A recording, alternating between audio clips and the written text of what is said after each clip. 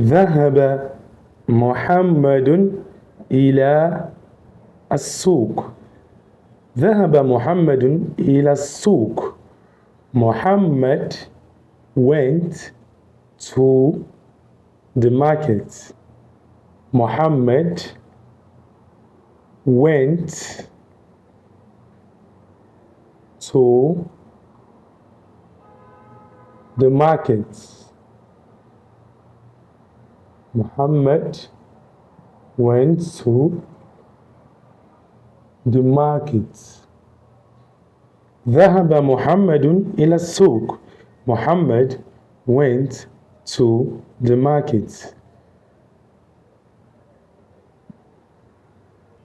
This means that Muhammad went, past tense, to the market. Muhammad went to the market. Maybe he went to go and buy something. If you want me to post more videos like this, subscribe and drop your comments below. See you in my next video.